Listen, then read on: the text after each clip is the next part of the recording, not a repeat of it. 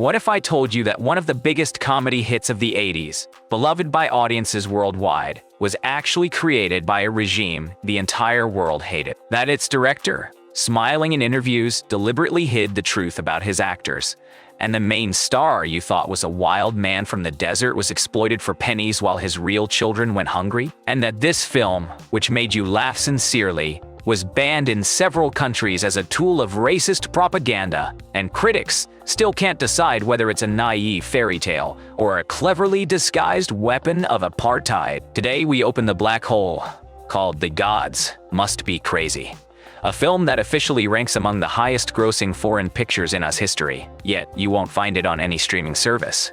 Why? Buckle up. Welcome to Just Sneak. If you're tired of sweet Hollywood legends about everyone becoming friends, you've come to the right place. We dig through the dirty laundry of cult cinema. Today, we find out why this film was literally erased from film history. Hit subscribe so you don't miss our next investigations. Even more terrifying secrets of your favorite comedies lie ahead. So, the first thing to understand, The Gods Must Be Crazy is not just a funny story about a Coca-Cola bottle. It's a film born at the epicenter of political hell. The time, the late 1970s. The place, South Africa. The country was under harsh international sanctions because of the Apartheid regime. The world's leading actors and directors refused to even set foot on that land. The cultural boycott was total, and it was in this vacuum, in this isolated laboratory of evil, that local filmmakers saw a unique opportunity. They understood the world wanted exoticism but didn't want to pay apartheid, so they needed to create a product that would bring in money but hide its origin. Thus was born the idea of a naive bushman who finds a Coke bottle and journeys to the edge of the earth. The script was written by one man, Jamie Hughes. He also became the director, producer, cameraman, and editor. That wasn't just creative monopoly, it was a tool of total control. At the launch stage, a real intrigue unfolded with shell companies. Hughes and his studio Mimosa Films, which worked directly with the Pretoria government, knew perfectly well that a film with a South African passport would be rejected by the world. So they registered a front company in neighboring Botswana. The credits read, "Made in Botswana."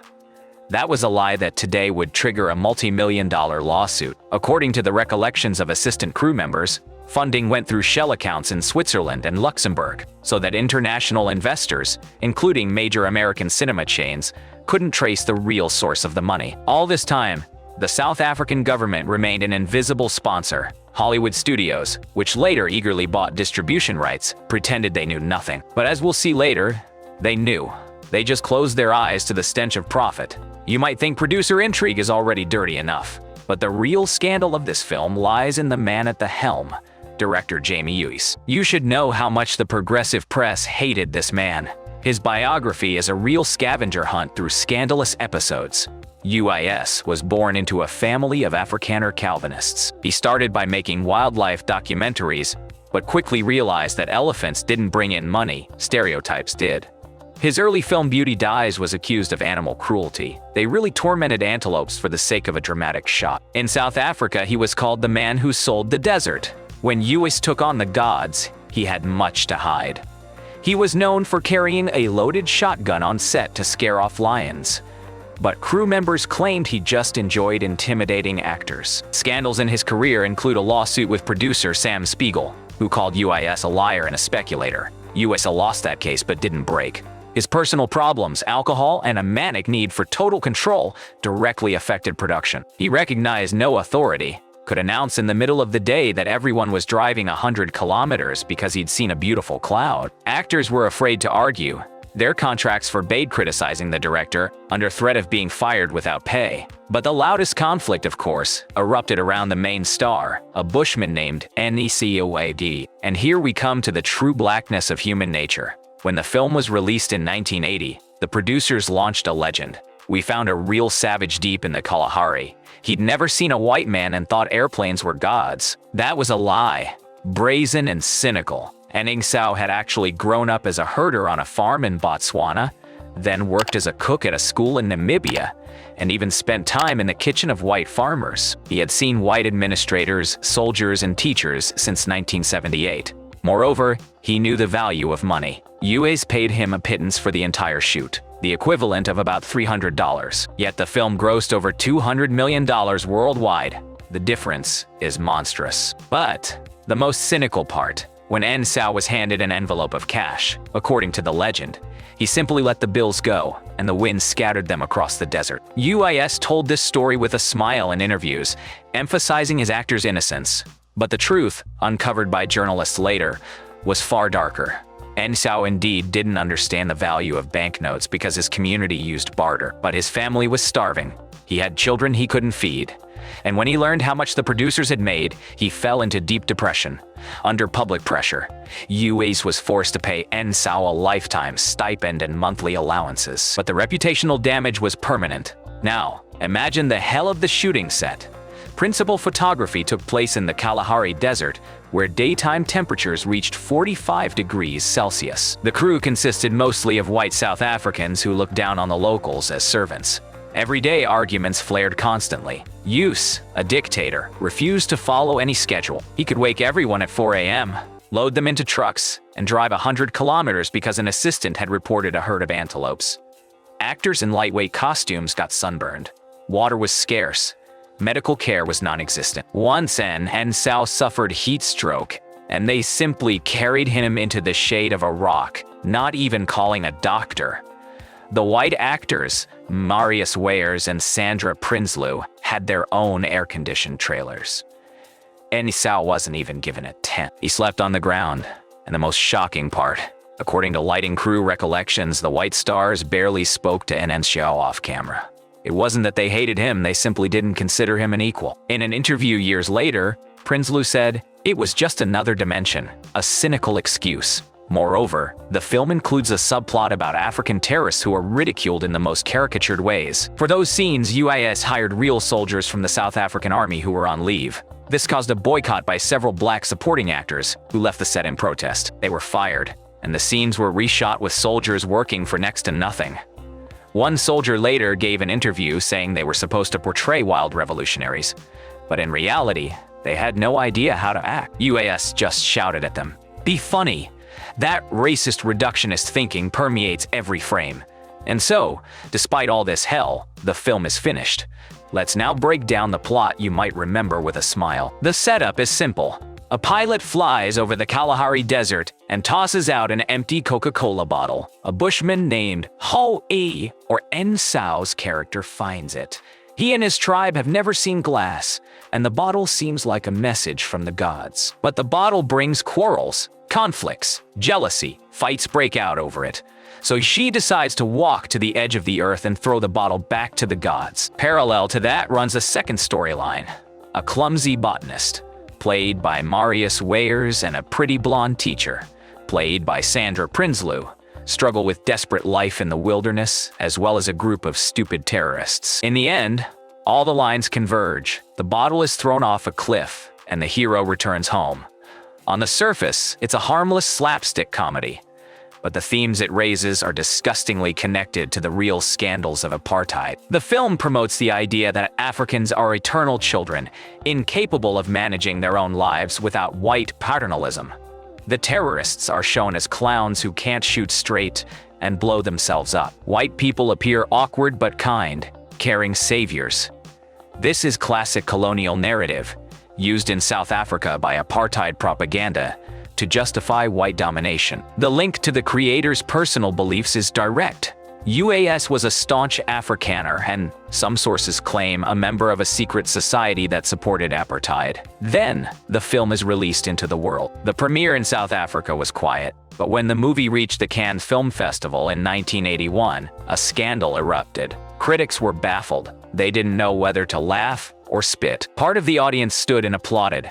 Another part demonstratively left the hall. French newspaper Le Monde called the film a racist farce, and the British magazine Sight and Sound called it dangerous nostalgia for colonialism. But the fiercest protests happened in the United States. In New York and Los Angeles, picketers lined up outside theaters with signs saying, "Boycott apartheid propaganda." The anti-apartheid movement Trans-Africa launched a full-scale campaign demanding the film be banned. As a result, the film was officially prohibited in Trinidad and Tobago, as well as in some Indian states. In Australia, it was released with a label, contains racial stereotypes that may offend. But despite the boycotts, audiences flocked to theaters. In Japan, the film ran for 2 years straight. In the US, it played in one California theater for 532 consecutive days, breaking Star Wars record. Worldwide gross exceeded $200 million against a budget of $1.5 million. It was a phenomenon. Now let's dig deeper into the dirty details that were hushed up for decades. First, who hated whom? Besides the alienation between NXO and the white actors, there was intense animosity between the cinematographer and the assistant director. The cinematographer, a Dutchman named Jong, considered UIS a tyrant and filed a complaint with the union, but UIS simply threw him off the set. The assistant who supported the cinematographer was fired without severance pay. Second, who set up whom? The dirtiest intrigue involved distribution rights. The American distributor, 20th Century Fox, bought the rights for a few $100,000, knowing the film's South African origin. But when the scandal broke, Fox pretended it didn't know. They set up UIS, forcing him to sign an additional agreement taking full responsibility for the political subtext. UIS agreed because he wanted global success. In the end, he got the money but lost his reputation forever. What scenes were cut due to censorship? The original version ran nearly 2 hours and 10 minutes. It included scenes where Nsao performed real prayers and ritual chants in his language. UIs cut them entirely because they slowed down the pace. Also removed were scenes where the white biologist cynically mused about the natural laziness of Africans. Those scenes were considered too explicit even for the producers. In African countries such as Nigeria and Kenya, local censors demanded that all scenes with terrorists be removed to avoid inciting ethnic hatred. In Eastern Bloc countries like East Germany, the film was shown in its original form, but with an ideological preface about criticism of capitalism, cynical exploitation of the political climate. Secret connections among participants are a separate detective story. It turns out that one of the uncredited co-producers was a colonel in South African intelligence. His job was to ensure the film didn't directly criticize the regime. Moreover, this man provided UIS with access to military equipment for shooting helicopter scenes. Some actors, including lead actress Sandra Prinsloo, later admitted that they suspected military ties, but kept quiet for fear of their contract. Prinsloo, by the way, was known for her controversial political stance. After Apartheid, she was embroiled in a scandal over denying the regime's crimes. Now let's provide expert analysis. What worked well in this film, despite the chaos and moral ugliness? First, the visuals. The Kalahari Desert is stunningly filmed.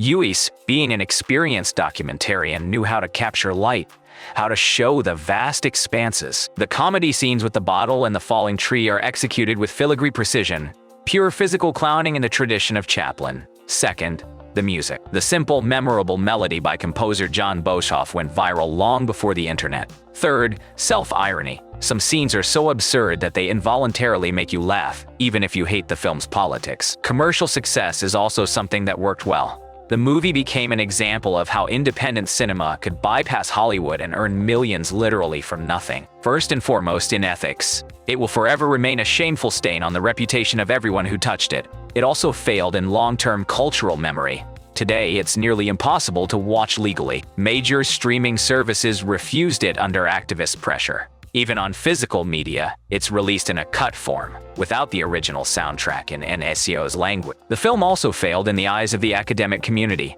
Thousands of articles have been written about its racism, and only a handful defend it as an innocent comedy. How did the scandals affect its reception? In 2 ways. For the general public, unaware of the backstory, the film remains a nostalgic comedy. People who saw it as children on TV often say, "Oh, that funny movie about a bottle."